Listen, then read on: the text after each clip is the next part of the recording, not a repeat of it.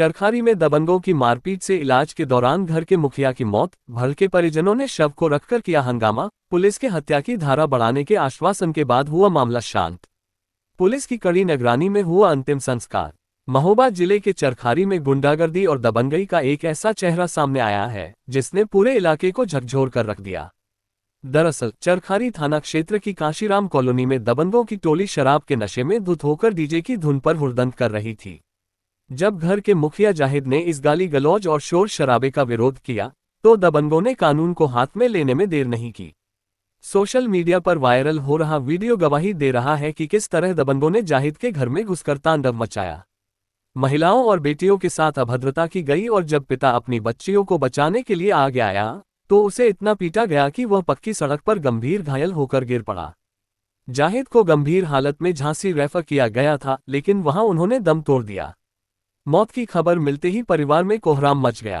Postmortem के बाद जब शव चरखारी पहुंचा तो आक्रोशित परिजनों ने शव को रखकर दफनाने से इनकार कर दिया। परिजनों की मांग थी कि सभी आरोपियों पर हत्या का मुकदमा दर्ज हो और उन्हें जल्द से जल्द सजा मिले। लगभग 2 घंटे तक परिजनों ने शव को रखकर हंगामा किया और उच्च अधिकारियों को बुलाने की मांग की। मौके सीओ चरखारी दीपक दुबे और विधायक प्रतिनिधि उदित राजपूत ने पहुंचकर परिवार को आश्वासन दिया कि दबंगों को बख्शा नहीं जाएगा और कठोर कार्यवाही की जाएगी। और सीओ दीपक दुबे ने बताया कि तीनों आरोपियों को गिरफ्तार कर लिया है और हत्या की धाराएं तरमीम की जा रही है। तब जगाकर पुलिस की निगरानी में अंतिम संस्कार हुआ। महोबा से मोहम्मद सरफराज की रिपोर्ट। शामिया पुत्री जाहिद निवासी कांसीराम कॉलोनी कस्बा चरखारी द्वारा यह तहरीर द्वारा सूचना दी गई कि बीती रात करीब 2 बजे उसके मोहल्ले के ही सलमान याद 3 व्यक्तियों द्वारा उसके घर पे आकर उसके पिता जाहिद तथा अन्य परिवारीजनों के साथ मारपीट गाली गलौज किया गया।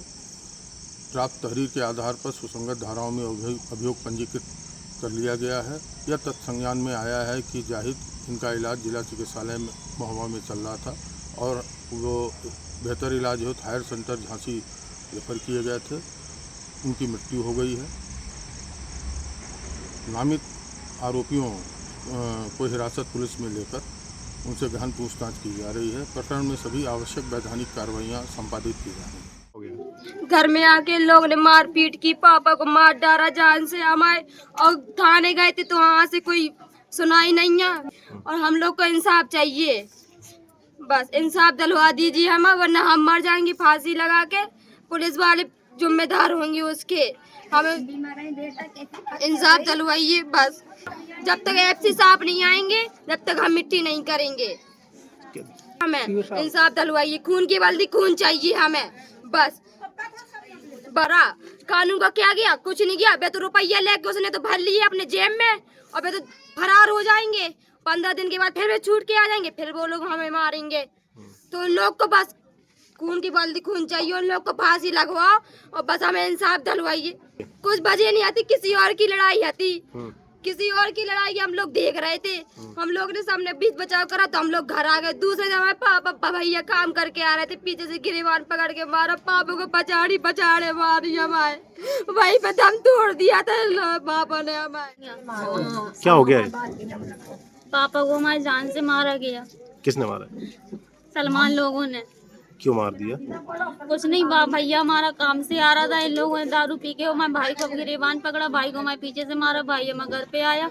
हम लोग गए पूछने के लिए तो हमारे बाप को उन्होंने जान से मार दिया, हमारे भाई को मारा और मुझे मारा। मैं ऑपरेशन से थी, अभी मेरे टाँके भी नहीं खुले, मुझे भी इन लोगों ने पेट में लाते मारे। नहीं, हम मिट्टी नहीं होने देंगे, हमें इंसाफ चाहिए, हमारा इंसाफ दिला दो बस। जब तक एसपी साहब नहीं आ जाएंगे।